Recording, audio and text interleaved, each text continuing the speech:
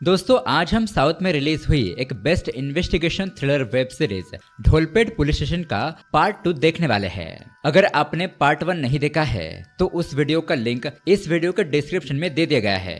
आप डिस्क्रिप्शन में लिंक पर क्लिक करके उसे देख लीजिए। ये एक बहुत ही बेहतरीन सीरीज है जिसमें बहुत सारे ट्विस्ट और टर्न्स दिखाए गए हैं जिसे देखकर आप बहुत शॉक रह जाओगे। तो चलिए बिना किसी देरी के शुरू करते हैं पार्ट 2। अब रात को हम देखते हैं श्रीदेवी वापस अपने घर पर आती है, लेकिन वो वहां पर देखती है कि वेट्री उसकी कॉलोनी में रहने के लिए आ गया है और वो भी ठीक श्रीदेवी के कमरे के ऊपर वाले कमरे में। अब जैसा कि हमें पहले से पता है श्रीदेवी वेट्री से नफरत करती है, तो वो तुरंत ही उस घर के ओनर को बुलाकर उसे डांटने लगती है, उसके साथ झगड़ने लगती है। कहती है कि आपने बिना सोचे समझे किससे पूछकर ऊपर वाला कमरा रेंट पर दे दिया, जिस पर घर का मालिक कहने लगता है कि ये घर मेरा है, मेरी मर्जी, मैं रिश्तेदार रेंट पर दे दूं और अब तो मैंने उससे सारा एडवांस भी ले लिया है, उसी तरह से एग्रीमेंट भी बनवा कर साइन करवा दिया है, अब कुछ नहीं हो सकता और तुम दोनों एडजस्ट करके रह लो, उसमें कौन सी बड़ी बात है। लेकिन दरअसल दोस्तों यहाँ पर बात ये होती है कि वेट्री जानबूझकर श्रीदेवी के ऊपर वाले कमरे में रहने के लिए आया था, उसको और अच्छे से करीब से जानने के लिए, क्योंकि जैसा हमें पता है वो उसे लाइक करने लगा था। लेकिन यहाँ तो श्रीदेवी वेट्री को देखते ही उसके ऊपर गुस्सा करने लगती है। खैर अब दूसरी तरफ अर्जुन अपने टीम मेंबर्स के साथ उस रत्नम के घर पर जाकर उसकी बेबी से पूछताछ करता है। तो पूछताछ करने पर उसे पता चलता है कि रत्नम उस दिन सुबह सवेरे जॉगिंग पर गया था और उसी टाइम पर यह घटना हुई, उसे मार दिया गया।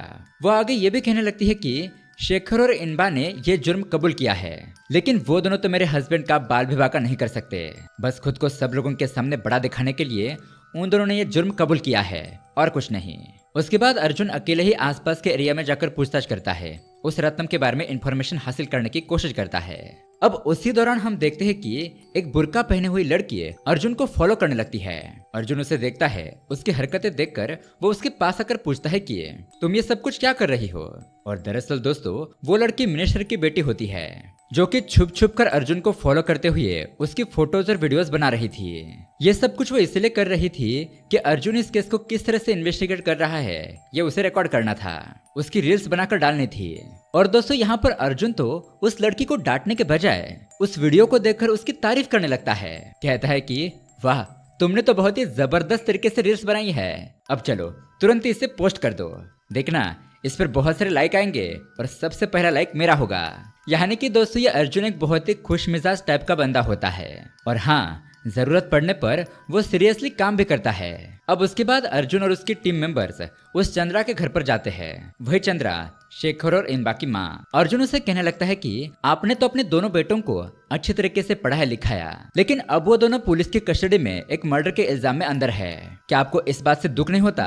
जिस पर चंद्रा कहती है कि मुझे ये जानकर खुशी भी है और दुख भी है, लेकिन मैंने अपने दोनों बच्चों को उनके बचपन से ही यही बात कही थी कि किसी न किसी दिन तुम दोनों को अपने बाप के हत्या का बदला लेना है, तो आज मेरे दोनों बेटों ने वो बदला पूरा किया है, तो इस बात से मैं खुश हूँ। पर वो दोनों जेल में है, इससे मुझे थोड़ा दुख भी है। अब अर्जुन कहता है कि चलो मान लिया कि आपके दोनों बेटों ने रत्नम का मर्डर किया है, लेकिन उसके बॉडी के बारे में पूछने पर उन दोनों को तो कुछ भी नहीं पता। अब चंद्रा के पास भी इसका कोई भी जवाब नहीं होता। अब वहाँ से अर्जुन वापस अपने पुलिस स्टेशन आता है, यहाँ अपने टीम को इकट्ठा करता है और केस के बारे में कुछ बातचीत करने लगता है कि रत्नम की पत्नी ने कहा था कि उस दिन वो सुबह सवेरे जॉगिंग पर गया था, लेकिन वो बात गलत थी। उस दिन सुबह सवेरे रत्नम वॉकिंग पर गया ही नहीं था। और एक और बात यह है कि रत्नम को कहीं और मारा गया था। फिर जैसा कि हमें पता है शेखर और इनबा ने रत्नम का सर काटकर अपने हाथ में पकड़ा था। अब उसके दूसरे दिन हम देखते हैं सुबह सवेरे वेट्री नहाने के लिए रेडी हो रहा होता है, तो उसके घर पर तो पानी ही नहीं आता और ना ही उसके घर पर बिजली होती है, पर श्रीदेवी के कमरे में तो सब कुछ ठीक चल रहा था। दरअसल दोस्तों वेट्री को तंग करने के लिए श्रीदेवी ने उसके साथ ये सब कुछ किया था, उसके घर की लाइट और पानी की मोटर ऑफ कर दी थी। अब दूसरी तरफ रत्नम का साला कुछ आदमियों के साथ पुलिस स्टेशन आकर धरना देने लगता है कि अभी तक पुलिस वालों ने रत्नम की बॉडी को ढूंढकर नहीं निकाला है, हमें रत्नम की बॉडी चाहिए उसकी अंतिम क्रिया करने के लिए, और पुलिस यहाँ पर सिर्फ हाथ पर हाथ धरे बैठी है। इस तरह से ये लोग यहाँ पर पुलिस के विरोध में नारे लगाने लगते हैं। लेकिन तभी दोस्तों अर्जुन वहाँ पर आकर इस हंगामे को देखता है। फिर वो रत्नम के साले को खोपचे में ले जाकर बहुत उसकी पिटाई करता है। वो उसे कहता है कि जब बॉडी मिल जाएगी तो मैं खुद तुम लोगों को इन्फॉर्म कर दूंगा, लेकिन इस दौरान अगर तुम मेरे आंखों के सामने नजर भी आए ना तो साले देख लेना दोबारा से तुम लाल हो जाओगे। इस तरह से उसे पीट कर भगा देता है। खैर, अब अगले दिन वेत्री जॉगिंग पर जा रहा होता है तो वो वहाँ पर देखता है कि श्रीदेवी ने किसी प्लम्बर को बुलाया है और वो उससे मोटर रिपेयर करवा रही है। अब श्रीदेवी वेत्री को यहाँ पर देखकर कहने लगती है कि ये देखो, ये सिर्फ मेरी अकेले की प्रॉब्लम नहीं है, इस मोटर से आपके घर को और मेरे घर को भी पानी आता है। चलो, जॉगिंग पर जाने से पहले आप यहाँ पर आकर इस बंदे की मदद कर दो। इस तरह से वो वेत्री के हाथों चाय बिस्किट भी मंगवाती है और उस मोटर का कुछ सामान भी। लेकिन वेत्री गुस्सा नहीं करता। फाइनली वेत्री खुद ही उस पानी की मोटर को ठीक कर देता है। अब बाद में हम देखते हैं धीरे धीरे श्रीदेवी और वेत्री के बीच में बातचीत बढ़ने लगती है और अब श्रीदेवी भी वेत्री को लाइक करने लगती है। वो कहते हैं ना, अपोजिट अट्रैक्ट्स ईच अदर, यानी कि अब यहाँ पर इनकी भी लव स्टोरी शुरू होगी। अब उसके बाद हम अर्जुन को देखते हैं, वो अपने टीम मेंबर के साथ रत्नम की दूसरी वाइफ कंचना के घर पर जाता है। दरअसल दोस्तों, ये कंचना एक सीरियल एक्ट्रेस होती है, यानी कि टीवी में जो सीरियल आता है वो वहाँ पर एक्टिंग करती है। अब अर्जुन उसे पूछता है कि रत्नम तो एक गुंडा है और आप ठहरी एक एक्ट्रेस, तो आप दोनों के बीच में कनेक्शन कैसे हुआ? तो दोस्तों, कंचना जो कुछ भी हुआ वो सब कुछ उसे सच सच बताने लगती है। दरअसल बात ये होती है कि रत्नम ने इस घर को शूटिंग के लिए बनवाया था, यानी कि ये घर शूटिंग वालों को रेंट पर देने के लिए। अब यहाँ पर एक सीरियल का शूटिंग चल रहा था और एक दिन अचानक इस घर पर रत्नम आ गया। उसने यहाँ पर शूटिंग स्पॉट पर कंचना को देखा और तभी उसे कंचना पसंद आ गई। अब जहाँ जहाँ कंचना शूटिंग पर जाती है, रत्नम उसे फॉलो करने लगा। टीवी इंडस्ट्री में इन दोनों को लेकर अनाप शनाप बातें होने लगी। जैसा कि हम देखते हैं, हीरो और हीरोइन के बारे में जरा से भी न्यूज फैलती है तो लोग उसे कैसे तुरंत ही वायरल कर देते हैं। ठीक उसी तरीके से अब ये रूमर सुनने के बाद रत्नम ने कंचना से शादी कर ली और ये बड़ा सा बंगला भी उसके नाम पर कर दिया। अब आगे अर्जुन पूछता है कि आप दोनों के बीच में रिश्ता कैसा था, रत्नम कैसा इंसान था? कंचना कहने लगती है, स्टार्टिंग में तो वो हर रोज मेरे पास आया करते थे, उसके बाद हफ्ते में एक बार और उसके बाद तो महीने में एक बार। फिर अर्जुन उससे पूछता है कि क्या आपको किसी के ऊपर शक है, उनको किसने मारा होगा? कंचना कहती है कि एक्चुअली रत्नम की फैमिली, मतलब कि उसकी पत्नी और उसका साला, मुझे जरा से भी पसंद नहीं करते। वो लोग मुझसे बहुत ज्यादा नफरत करते हैं। रत्नम का साला तो मेरे घर पर आकर मुझसे झगड़ा करता था कि मेरी वजह से उसकी बहन की जिंदगी बर्बाद हो गई। रत्नम उसे छोड़कर मेरे पास आया, इसीलिए मुझे तो उसके साले पर ही शक है। अब तभी वहाँ पर मासा ने उस घर की तलाशी लेने लगती है तो वहाँ बेड के नीचे एक तलवार नजर आती है। तो इसके बारे में पूछने पर कंचना कहने लगती है कि दरअसल ये तलवार रत्नम ही लेकर आया था उनके बर्थडे दिन पर केक काटने के लिए। इस तरह से वो उन लोगों को बर्थडे की फोटो भी दिखाने लगती है, यानी कि उस फोटो में रत्नम तलवार लेकर खड़ा होता है। अब अर्जुन उस तलवार को जब्त कर लेता है ताकि उसके फिंगरप्रिंट वगैरह जांच कर सके। अब उसी रात जब श्रीदेवी वापस अपने घर की तरफ जा रही होती है तो हम देखते हैं कि पुराने कैदी श्रीदेवी का रास्ता रोककर उसके ऊपर हमला करने की कोशिश करते हैं। जैसा कि हमें पता है, श्रीदेवी एक वकील होती है और श्रीदेवी ने एक केस में इन दोनों को पहले जेल भिजवाया था। अब श्रीदेवी खुद इन दोनों से जबरदस्त तरीके से फाइट करती है, लेकिन दोस्तों लकीली वहाँ पर वेट्री आकर उन दोनों से फाइट करता है। पुलिस वालों को बुलाकर उन दोनों को गिरफ्तार करवा लेता है। अब ये सब कुछ देखकर श्रीदेवी तो वेट्री से और भी इम्प्रेस हो जाती है। अब इसी हाथापाई के दौरान वेट्री को थोड़ी चोट आई थी, इसलिए श्रीदेवी वेट्री को अपने घर पर ले जाती है, उसकी मलहम पट्टी करती है। अब दोस्तों डिनर का टाइम हो गया था तो वो दोनों ही एक साथ डिनर भी करते हैं। अब दोस्तों उसके अगले दिन हम देखते हैं अर्जुन को मिनिस्टर की बेटी प्रिया कॉल करके किसी कैफे में मिलने के लिए बुलाती है, मतलब कि उसे इस केस के बारे में कुछ इंपॉर्टेंट बात करनी थी। तो उसी तरीके से अर्जुन भी उस प्रिया से मिलने के लिए कैफे में पहुंच जाता है। अब प्रिया अर्जुन को केस के बारे में कुछ इंपॉर्टेंट बातें बताने लगती है। दरअसल प्रिया ने अपने फादर से कुछ बातें सुनी थी। अब इन दोनों के बीच क्या बातचीत होती है ये तो हमें बताया नहीं जाता, वो हमें थोड़ी देर के बाद पता चलेगा। तो अर्जुन यहाँ पर प्रिया का बहुत ही शुक्रिया अदा करता है, कहता है कि आपने तो हमें बहुत ही इंपॉर्टेंट इन्फॉर्मेशन बता दी। देखते हैं आगे क्या किया जा सकता है। वहीं दूसरी तरफ हम देखते हैं वो कंचना बहुत ही घबराई सी होती है। तभी कंचना को अपने घर में कुछ खून के धब्बे नजर आते हैं, तो कंचना तुरंत ही उस खून के धब्बों को मिटाने लगती है, यानी कि यहाँ पर जरूर कुछ ना कुछ गड़बड़ है। अब उसके बाद हम मासाने को देखते हैं, वो बस ऐसे ही एक आइस वाली गाड़ी को देखती है तो दोबारा से उसे कुछ विजन्स नजर आते हैं, मतलब कि इसके विजन्स में उसे आइस फैक्ट्री नजर आती है। अब मासा ने यही बात अपने सीनियर कांस्टेबल को बताती है कि मुझे इस तरह के विजन्स आए हैं, क्या हम ये बात वेट्री सर को या फिर अर्जुन सर को बता दे। वो कांस्टेबल उससे कहने लगता है कि अरे यार ये छोटी सी बात है, ये बात बताकर हम उन दोनों को परेशान क्यों करें, वो तो ऑलरेडी 2 बड़े बड़े केस को सॉल्व करने में बिजी है। तो मासा ने कहने लगती है कि तो फिर चलो हम दोनों ही उस फैक्ट्री पर जाकर इंक्वायरी करते हैं, शायद हमें छानबीन में कुछ मिल जाए। इस तरह से मासानी और वो कांस्टेबल तुरंत ही आइस फैक्ट्री पर पहुंचते हैं। वहां पर मासानी एक रूम के अंदर जाने लगती है तो एक बंदा उसे रोकता है, कहता है कि मैडम आप अंदर नहीं जा सकते, ये रेस्ट्रिक्टेड एरिया है, सारे आइस को यहीं पर स्टोर किया जाता है। लेकिन मासा ने उसकी बात नहीं सुनती, वो उस रूम को ओपन करने के लिए कहती है। अब अंदर जाकर देखने पर सच में यहाँ पर काफी सारे बड़े बड़े आइस क्यूब होते हैं, लेकिन उन दोनों को वहाँ पर कुछ भी नहीं मिलता जिस पर उन्हें संदेह हो, इसलिए वो दोनों वहाँ से चले जाते हैं। लेकिन तभी उसी वक्त हम उस फैक्ट्री में देखते हैं कि उस रूम में एक बड़े से आइस क्यूब के अंदर किसी की डेड बॉडी फ्रीज करके रखी गई है। शायद ये बॉडी रत्नम की हो सकती है क्योंकि उसका सिर्फ सर मिला था, या फिर संध्या की भी हो सकती है, कुछ कहा नहीं जा सकता। अब दूसरे दिन वेत्री उस सुकुमारन को हॉस्पिटल ले जाता है, उसका ट्रीटमेंट करवाता है क्योंकि पूछताछ के दौरान उसे बहुत ज्यादा मारा पीटा गया था। फिर वो सुकुमारन को लॉकअप के अंदर बंद करता है। थोड़ी देर के बाद सुकुमारन को कोर्ट में पेश करना था। अब उसी वक्त पुलिस वाले एक चोर को गिरफ्तार करके उसी लॉकअप के अंदर डाल देते हैं। वो लड़का सुकुमारन से बात करने की कोशिश करता है, लेकिन सुकुमारन तो उसे जरा से भी बात नहीं करता। और दोस्तों यहाँ पर हमें एक शॉकिंग बात पता चलती है। दरअसल ये चोर असल में सुकुमारन को ही मारने के लिए यहाँ पर आया था। अब वो लड़का सुकुमारन को मारने वाला था एक ब्लेड का इस्तेमाल करके, लेकिन दोस्तों लकीली उसी वक्त वेट्री इस सेल के पास आ जाता है। उन दोनों को एक ही सेल में देखकर पुलिस वालों पर भड़कने लगता है, कहता है कि इन दोनों को एक ही लॉकअप में किसने डाला, चलो इन दोनों को अलग कर दो। इस तरह से उन दोनों को अलग अलग सेल में डाला जाता है। अब हम दूसरी तरफ उस प्रिया के फादर एमएलए को देखते हैं। वो अपने पास किसी दूसरे आदमी को बुलाकर उसे काम देता है, कहता है कि जब वो पुलिस वाले शेखर और इनबा को कोर्ट में ले जा रहे हो तो उसी वक्त रास्ते में उन दोनों को मार देना। अगर तुमने ये काम कर दिया तो मैं तुम्हें रत्नम की पोजीशन दे दूंगा।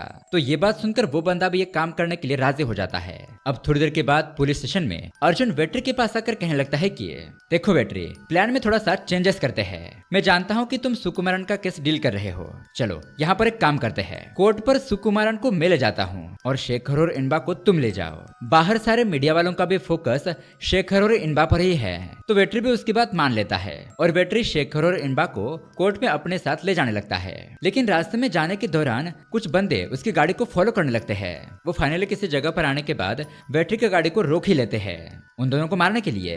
लेकिन दोस्तों वेट्री इन गुंडों से बहुत ही जबरदस्त तरीके से लड़ता है। इस फाइट के दौरान वो गन से शूट करके कुछ लोगों को मार भी देता है। तभी हम देखते हैं कि वहां पर एसीपी अर्जुन भी आकर उन गुंडों से फाइट करता है। लेकिन दोस्तों तभी पुलिस वालों को शॉकिंग बात पता चलती है कि अर्जुन की गाड़ी में सुकुमारन नहीं है। अब थोड़ी देर में वहां पर कमिश्नर आ जाता है। वो यहाँ पर स्पेशली वेट्री को बहुत डांटने लगता है।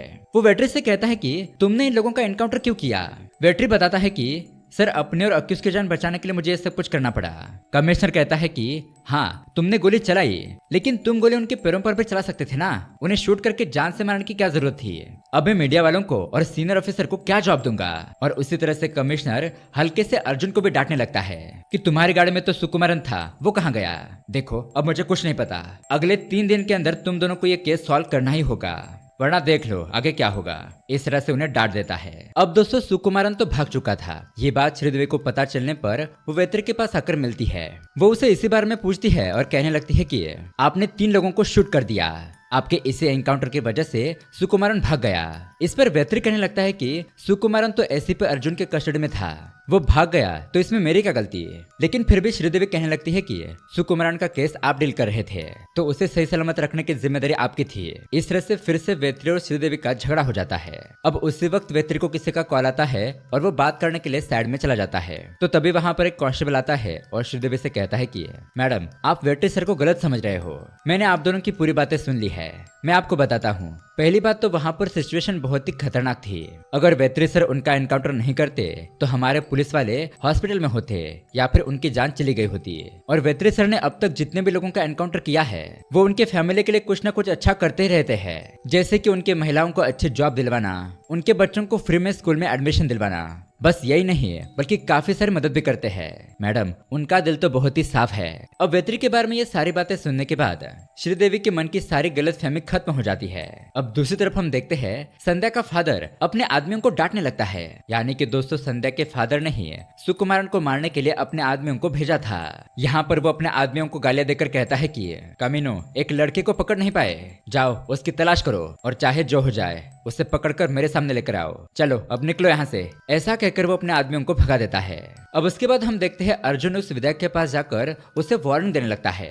मतलब कि इसी मिनिस्टर ने उस शेखर और इनबा को मारने के लिए अपने आदमियों को भेजा था, लेकिन उनका प्लान काम नहीं किया। वेत्री ने मिनिस्टर के सारे आदमियों का एनकाउंटर कर दिया। अर्जुन उसे वार्निंग देने लगता है कि अगली बार ऐसी हरकत मत करना, वरना वो वेत्री डायरेक्ट तुम्हारे पास आकर तुम्हारा भी एनकाउंटर कर देगा, तो शांत रहो और ये बात अपने दिमाग में डाल दो। अब उसी रात को हम देखते हैं सुकुमारन किसी जगह पर सो रहा होता है और इस तरह से वो यहाँ पर संध्या के साथ क्या हुआ होगा ऐसा इमेजिन करने लगता है। जब संध्या बस स्टॉप पर सुकुमारन के आने का इंतजार कर रही थी तो तभी संध्या के पास सुरली आया। वही सुरली सुकुमारन का बेस्ट फ्रेंड। ये लोग रात को जिसके घर पर रुके थे वो। अब सुरली संध्या के पास आकर उसे कहता है कि संध्या, सुकुमारन को पुलिस ने पकड़ लिया है, अब तुम्हारा यहाँ पर रहना ठीक नहीं, तुम मेरे साथ चलो, कुछ दिन तक तुम मेरे घर पर रहो, और इसके अलावा तुम्हारे पिताजी को भी तुम्हारे बारे में पता चल चुका है। अब पहले तो संध्या इसके लिए साफ साफ मना कर देती है, कहती है कि भैया मैं सुकुमारन का यहीं पर इंतजार करूंगी, लेकिन सुरली उसकी बात नहीं मानता। वो जबरदस्ती संध्या को अपने घर पर ले जाने लगता है। अब संध्या को घर के अंदर लाने के बाद सुरली उसके साथ जबरदस्ती करने की कोशिश करता है, तो संध्या अपने आप को बचाने के लिए चिकनी चिल्लाने लगती है, लेकिन सुरली उसका मुंह बंद कर देता है और दम घुटने की वजह से संध्या वहीं पर मर जाती है। अब संध्या के मरने की वजह से सुरली के तो होश उड़ जाते हैं, क्योंकि ऐसा हो जाएगा ये सुरली ने सोचा नहीं था। अब यहाँ पर हम प्रेजेंट में सुकुमारन को देखते हैं और वो ये सपना देखकर अपनी नींद से जागता है। मतलब कि संध्या के साथ जो कुछ भी हुआ वो बस सुकुमारन का इमेजिनेशन था कि शायद उसके दोस्त सुरली ने संध्या के साथ गलत किया होगा। और सुकुमारन को ऐसा इसलिए लग रहा था क्योंकि संध्या ने पहले भी उसे बताया था कि सुरली की नजर उसे ठीक नहीं लग रही है और अभी तक पुलिस वालों को भी सुरली नहीं मिला था, वो कहीं फरार हो गया था। अब उसके बाद हम सुकुमारन की दादी को देखते हैं। वो श्रीदेवी के पास आती है और श्रीदेवी उसको दिलासा देती है कि आपके पुत्र सुकुमारन को कुछ नहीं होगा, आप चिंता मत कीजिए, मैं सब कुछ संभाल लूंगी। अब उसी वक्त यहाँ पर सुकुमारन को किसी का फोन मिल जाता है, तो वो फोन लेकर श्रीदेवी को कॉल करता है। ये देख के श्रीदेवी फटाफट से वेत्री को मैसेज करके नीचे बुलाती है, क्योंकि वेत्री तो उसके ऊपर वाले कमरे में रहता था ना। वो सुकुमारन से बात करते हुए उसका नंबर ट्रेस करने के लिए कहती है। अब सुकुमारन उसे कहता है कि दीदी मुझे पता चल गया है मेरे संध्या को किसने मारा है, और वो मेरा दोस्त सुरली ही है, मुझे लगता है कि उसने ये सब कुछ किया होगा, अब मैं उसे ढूंढकर उसे मार दूंगा। तो श्रीदेवी उसे समझाने लगती है, सुकुमारन तुम ऐसा कुछ मत करो, तुम पहले भी एक गलती कर चुके हो पुलिस से भागकर, तुम जहाँ पर भी हो तुरंत ही पुलिस स्टेशन आकर सरेंडर कर दो, तुम्हें कुछ नहीं होगा, मैं तुम्हें बचा लूंगी। लेकिन सुकुमारन उसकी बात नहीं सुनता और वो कॉल को कट कर देता है, और यहाँ पुलिस वाले भी उसका नंबर ट्रेस नहीं कर पाते। अब वेत्री श्रीदेवी से कहता है कि हमें किसी भी तरह से सुकुमारन को जल्दी से पकड़ना होगा, वरना वो सच में एक मर्डर के केस में फंस जाएगा।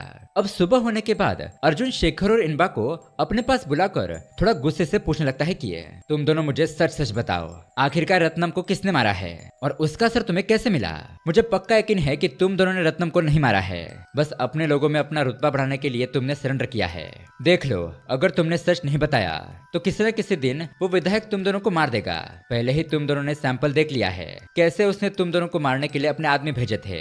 अगर तुम जुर्म कबूल करके जेल भी चले गए तो वो मिनिस्टर तुम दोनों को जेल में भी मरवा सकता है, तो बताओ फायदा क्या है तुम दोनों को ये मर्डर कबूल करके जेल जाने का। इसलिए मुझे तुरंत ही सच बताओ। अब ये दोनों भी इस बारे में सोचते हैं और जो कुछ भी हुआ वो अर्जुन को बताने लगते हैं। दरअसल बात ये होती है कि काफी सालों से शेखर और इनबा रत्नम को मारने की कोशिश कर रहे थे, लेकिन इन दोनों को सही मौका नहीं मिल रहा था। तो अचानक ही हाल फिलहाल में एक अनजान बंदे ने इन दोनों को कॉल किया, कहने लगा कि अगर तुम दोनों को रत्नम का सिर चाहिए तो मुझे 10 लाख रुपए दे दो, उसे मारने का सारा क्रेडिट तुम दोनों ही रखो, सब लोगों से कहो कि तुमने ही रत्नम को मारा है, मैं तुम्हें उसका सिर लाकर दे दूंगा, बस 10 लाख रुपए की डील मंजूर है तो बताओ। तो ये दोनों इस बात पर मान जाते हैं और किसी जगह पर वो सर रखने पर वो बंदा उन दोनों को कॉल करके रत्नम के सर का एड्रेस दे देता है। अब ये सुनने के बाद अर्जुन उस नंबर को कॉल करता है जिसने इन दोनों को कॉल किया था, लेकिन वो नंबर तो स्विच ऑफ आने लगता है। अर्जुन मासाने से कहता है कि तुरंत ही इस नंबर को ट्रेस करवाओ। अब थोड़ी देर के बाद हम देखते हैं अर्जुन उस कंचना को पुलिस स्टेशन में बुलाकर पूछताछ करता है, क्योंकि रत्नम के केस में वही एक दूसरी सस्पेक्ट थी। तो कंचना कहने लगती है कि सर मुझे आपने यहाँ पर फिर से क्यों बुलाया है, जो भी बातें मुझे पता थी मैंने आपको पहले ही बता दिया है। अर्जुन कहता है कि हाँ आपने तो सब कुछ बता दिया है, लेकिन मुझे लग रहा है कि आपने मुझे ये नहीं बताया कि आपने रत्नम को क्यों मारा। कंचना शॉक हो जाती है और कहती है कि मैं रत्नम को भला क्यों मारूंगी, उसने तो मेरी जिंदगी बना दी, वो तो मेरा बहुत ही ख्याल रखता था।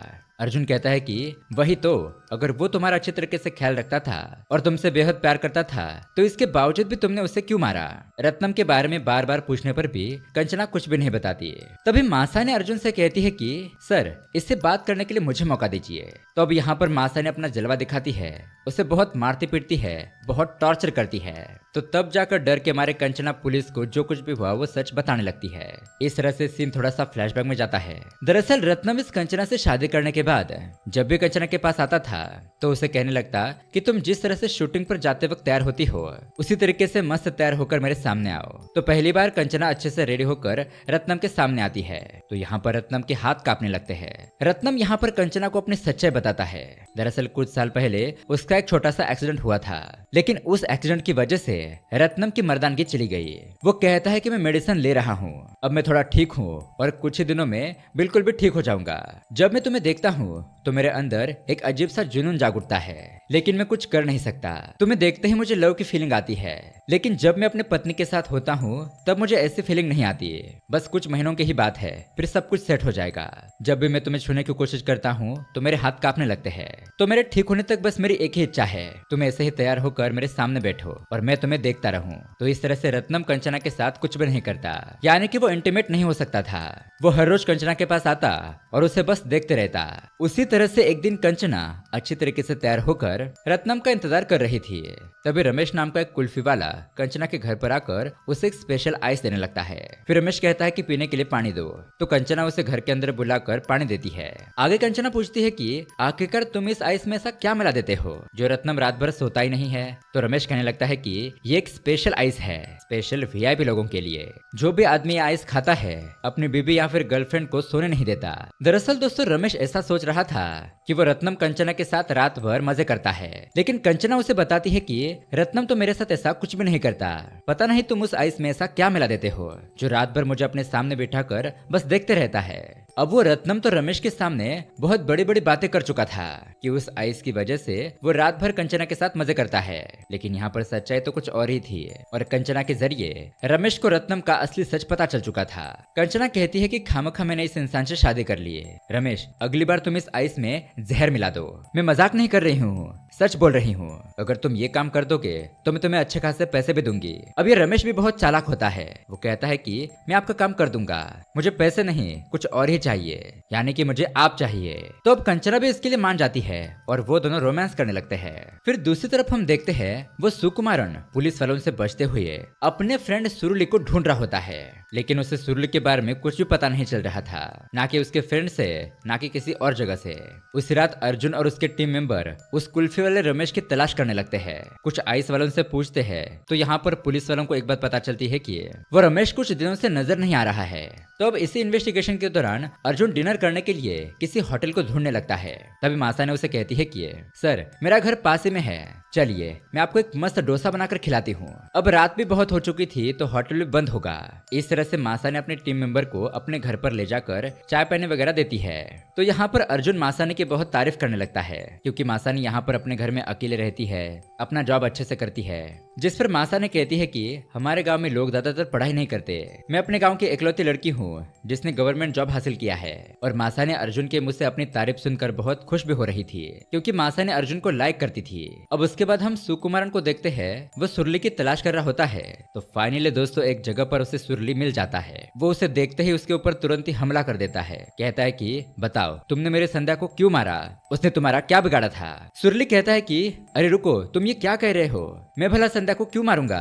लेकिन सुकुमारन उसकी बात नहीं सुनता और यहाँ पर उन दोनों में बहुत ही जबरदस्त हाथापाई होने लगती है। तो तभी सुकुमारन एक पत्थर पर गिर जाता है और उसे जबरदस्त चोट आने की वजह से उसका बहुत खून भी बहने लगता है। अब थोड़ी देर के बाद वेत्री को पुलिस वालों का कॉल आता है कि किसी जगह पर उन्हें सुकुमारन बेहोश हालत में पड़ा हुआ मिला है। अब वेत्री श्रीदेवी को लेकर तुरंत ही उस जगह पर जाता है। तो शॉकिंगली सुकुमारन के सर पर बहुत चोट लग चुकी थी और खून बह चुका था। ये लोग तुरंत ही एम्बुलेंस को बुलाकर उसे हॉस्पिटल भेज देते हैं। तो यहाँ वेत्री अपनी टीम से कहता है कि यहाँ के आसपास के सीसीटीवी फुटेज चेक करो, पता करो कि सुकुमारन पर किसने हमला किया था। अब हॉस्पिटल में आने के बाद वेत्री खुद अपना खून सुकुमारन को देता है। ये देखकर श्रीदेवी तो वेत्री से और भी इम्प्रेस हो जाती है कि वेत्री कितना हेल्पिंग नेचर का है। बाद में वो डॉक्टर वेत्री से कहते हैं कि पता नहीं सुकुमारन को कब होश आएगा, हमें उसे पहले ऑब्जर्वेशन में रखना पड़ेगा। फिलहाल तो पेशेंट की कंडीशन बहुत ही क्रिटिकल है, उसके होश आते ही हम आपको बता देंगे। अब इस तरफ अर्जुन ने कुछ पुलिस वालों को उस कंचना के घर पर नजर रखने के लिए कहा था। तभी एक लेडी कांस्टेबल अर्जुन को कॉल करके कहती है कि सर कंचना के घर में अचानक ही पावर कट हो गया है, मुझे शक है कि अंदर कुछ चल रहा है, आप तुरंत यहाँ पर आ जाइए। अब कंचना के घर की लाइट चली गई थी तो वहाँ पर चोरी छुप के रमेश आया था। दरअसल दोस्तों अर्जुन ने उस रमेश को पकड़ने के लिए ही कंचना को छोड़ दिया था। अब रमेश ऑलरेडी जान चुका था कि पुलिस वालों ने कंचना को पुलिस स्टेशन बुलाया था, इसलिए वो कंचना के पास आकर पूछने लगता है कि बताओ पुलिस ने तुमसे क्या पूछा, क्या तुमने पुलिस को हमारे बारे में सब कुछ बता दिया। कंचना झूठ बोलने लगती है और कहती है कि अरे नहीं, मैं पुलिस को सच क्यों बताऊंगी, उल्टा पुलिस वाले तो मुझ पर ही शक कर रहे हैं। और उसी तरह से उस शेखर और इनबा ने अपना सच कबूल कर लिया है कि उन दोनों ने रत्नम को नहीं मारा है। इस पर रमेश कहता है कि तुम तो इस केस से सस्ते में बाहर निकल जाओगी, क्योंकि मैंने रत्नम को मारा है, मैं इसमें फंस जाऊंगा। इस तरह से वो कंचना से झगड़ा करने लगता है, लेकिन ठीक उसी वक्त अर्जुन अपनी टीम के साथ वहां पर पहुंच जाता है। वो लोग रमेश और कंचना को पकड़कर पुलिस स्टेशन ले आते हैं, फिर उनसे कहते हैं कि अब सच बताओ कि आखिर उस रात क्या हुआ था। अब रमेश जो कुछ भी हुआ वो बताने लगता है। एक दिन जब रमेश किसी बार में बैठा था तो उसी बार में शेखर और इनबा भी रत्नम के बारे में बात कर रहे थे कि उस रत्नम को मारने का मौका ही नहीं मिल रहा है। तो इस तरह से उन दोनों की बातें रमेश ने सुन ली थी। वो डिसाइड कर लेता है कि इन दोनों को बकरा बनाएगा। बाद में जब रमेश आइसक्रीम बेच रहा होता है तो रोजमर्रा की तरह रत्नम रमेश के पास आता है, लेकिन इस बार रमेश रत्नम को स्पेशल वाले आइस नहीं देता, इसके बजाय वो आइस में बेहोशी की दवा मिलाकर उसे खाने के लिए देता है। अब रत्नम जैसे उसे खाता है उसका सर चकराने लगता है। यही मौका देखकर रमेश एक रस्सी की मदद से रत्नम को मारने की कोशिश करता है, लेकिन वो ठहरा एक बहुत बड़ा आदमी। रत्नम रमेश से ताकतवर था, इसलिए वो उसे मार नहीं पाता। तो रमेश तुरंत ही वहां से दूर भागकर छुप जाता है। रत्नम को देखने लगता है और सोचता है कि रत्नम बेहोश हो जाएगा तो वो उसे मार देगा, क्योंकि अभी तक रत्नम को पूरी तरीके से नशा नहीं हुआ था। तभी हम देखते हैं उसी रास्ते से रत्नम का साला विजय गुजरने लगता है। वो यहाँ पर रत्नम को देखता है और कहने लगता है कि अच्छा तो तुम यहाँ पर हो। रत्नम अपने साले से कहता है कि वो देखो रमेश आइस बेचने वाला, वो मुझे मारने की कोशिश कर रहा है। उसका साला विजय उसे कहता है कि तुमने तो मेरी बहन की जिंदगी ही बर्बाद कर दी और किसी दूसरे औरत के साथ मजे कर रहे हो, सच में तुम्हारे साथ तो ऐसा ही होना चाहिए। इस तरह से वो गुस्से में चाकू निकालकर खुद ही रत्नम को मार देता है। अब रमेश ये सब कुछ छुपकर वहां पर देख रहा था। उस साले विजय के जाने के बाद रमेश बाहर आकर चाकू से रत्नम का गला काट देता है। वो उसका सर लेकर कंचना के पास जाता है, कहता है कि देखो मैंने रत्नम को मार दिया है, अब हम दोनों के बीच का कांटा निकल चुका है। इस सर को बेचकर मैं एक डील करने वाला हूँ, फिर हम यहाँ से चले जाएंगे, तब तक तुम मेरा यहीं पर इंतजार करना, मैं थोड़ी देर में आता हूँ। ऐसा कहकर वो चला जाता है। और उसी तरह से रमेश ने शेखर और इनबा को कॉल करके ये डील की थी, रत्नम का सर छोड़ दिया था और उनसे पैसे ले लिए थे। अब उसकी थोड़ी देर बाद हम देखते हैं विधायक की बेटी प्रिया पुलिस स्टेशन पर आती है। दरअसल वो एसीपी अर्जुन से मिलने के लिए आई थी, लेकिन तभी यहाँ पर मासा ने प्रिया को देखकर जलस फील करती है। जानबूझकर प्रिया से कहती है कि अर्जुन सर तो इंक्वायरी करने में बिजी है, उन्हें बहुत टाइम लगेगा, तुम यहाँ से चले जाओ, और या फिर चाहो तो इंतजार कर सकती हो, इंक्वायरी खत्म होने के बाद मैं उन्हें बता दूंगी। इस तरह से वो प्रिया को पुलिस स्टेशन के अंदर ही आने नहीं देती, वो उसे बाहर ही बिठा कर रखती है। अब काफी घंटे बीत जाते हैं, बहुत इंतजार करने के बाद भी अर्जुन बाहर नहीं आता, इसलिए प्रिया वहां से चली जाती है। अब थोड़ी देर के बाद अर्जुन उस विजय को पुलिस स्टेशन में बुलाता है, उसे थोड़े बहुत सवाल पूछता है। अब बाद में थोड़ा ब्रेक लेने के लिए वो बाहर आता है और मासानी से कहता है कि मासानी रत्नम को इन तीनों ने ही नहीं मारा है। ये बात सुनकर मासानी तो शॉक हो जाती है। अर्जुन कहता है कि रत्नम को ना ही उस रमेश ने मारा है, ना ही विजय ने, और ना ही शेखर और इनबा ने। ये लोग तो बस अपने अपने फायदे की सोच रहे हैं। खैर अब सुबह होने के बाद हम श्रीदेवी को देखते हैं। वो खाना ऑर्डर करके वेटर के पास आती है और उसे परोसने लगती है, मतलब कि वो उसका अच्छे से ख्याल रखने लगती है। कहती है कि आपने रात भर बहुत सारा काम किया है, आप थक चुके होंगे, आइए थोड़ा खाना खा लीजिए। अब श्रीदेवी वेत्री का इतना ध्यान रख रही है, ये बात उसे भी बहुत पसंद आती है। अब ये दोनों यहाँ पर बात कर रहे होते हैं तो इतने में ही अर्जुन वेट्री के घर पर आता है और इसके घर पर श्रीदेवी को देखकर हैरान हो जाता है। वो वेट्री का हल्के से मजाक उड़ाते हुए कहता है कि अब मैं समझा तुमने पुलिस क्वार्टर क्यों मना किया, यहाँ पर अच्छा टाइम स्पेंड करने के लिए। तो ये बात सुनकर वेट्री को भी थोड़ा ऑकवर्ड फील होता है। खैर आगे अर्जुन उसे बताता है कि देखो मैं तुम्हें ये बात बताने के लिए आया हूँ कि जल्द ही मेरा केस क्लोज होने वाला है, मुझे कुछ क्लू मिला है जिससे मैं सच का पता लगा लूंगा। अब तभी यहाँ पर हॉस्पिटल से वेट्री को कॉल आता है। वो कहते हैं कि सर सुकुमारन को होश आ गया है। तो उसके बाद वेट्री और श्रीदेवी तुरंत ही हॉस्पिटल पर जाते हैं। ये दोनों हॉस्पिटल में पहुंचते हैं, लेकिन तब तक दोबारा से सुकुमारन बेहोश हो गया था। थोड़ी देर के बाद एक हेड कांस्टेबल को बुलाकर ये दोनों थोड़ा बाहर जाते हैं। बाहर आकर जब ये दोनों इस केस पर बात कर रहे थे तभी उस हॉस्पिटल में एक लड़का आता है। और दोस्तों गौर से देखने पर यह वही लड़का होता है जिसने पुलिस स्टेशन में सुकुमारन को मारने की कोशिश की थी।